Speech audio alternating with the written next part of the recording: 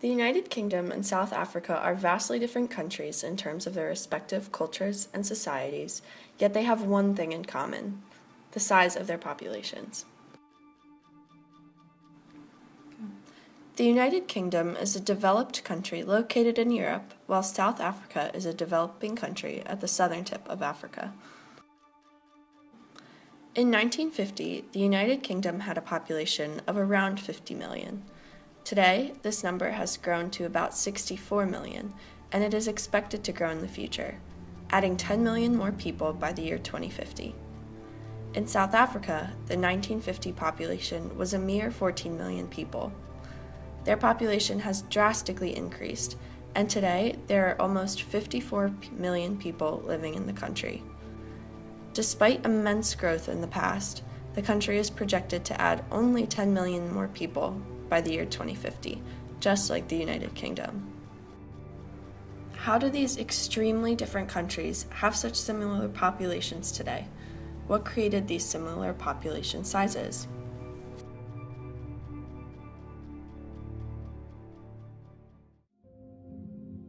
England is now the most densely populated country in Europe. We now have more people per square mile than China, Japan, or India.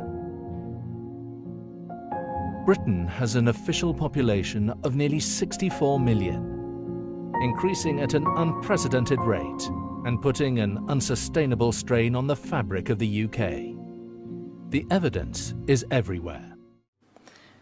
While the United Kingdom is densely populated throughout the entire country, South Africa is not quite as uniform. The country is densely populated around its major cities, namely Cape Town on the southern coast and Pretoria in the north. Other areas of the country, such as in the east, are scarcely populated.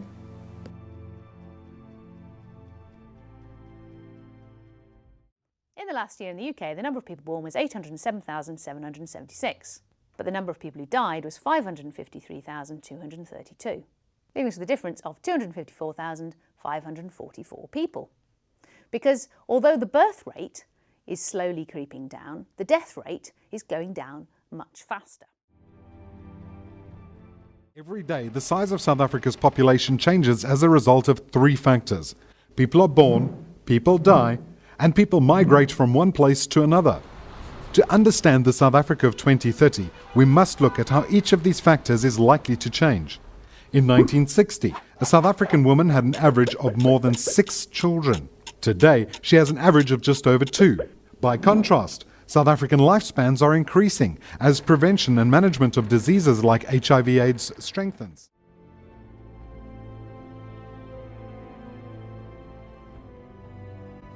The United Kingdom is in the second stage of the epidemiological transition from infectious to chronic diseases. The country has little to worry about in terms of infectious disease, and the leading cause of death there is coronary heart disease. AIDS experts are reporting progress in many parts of Africa. Antiretroviral drug programs in countries like Rwanda, Botswana and South Africa have slowed the spread of the disease and allow many people who are infected with it to live virtually normal lives. But South Africa still has more than 5 million HIV cases, the most in the world, and about 900 South Africans die of AIDS every day. Infection rates are even higher in the countryside.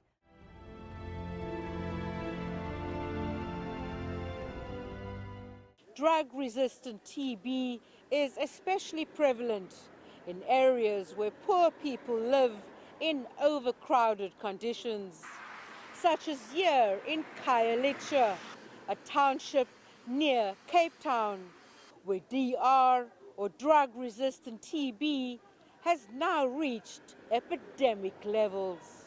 Last year, we had about 15,000 cases of new drug-resistant TB cases diagnosed just in 2014 alone. So it's really concerning that this number is increasing and yet we're not getting enough of them onto treatment. So when we don't have people on treatment, it means that they're spreading drug-resistant TB to other people within the community.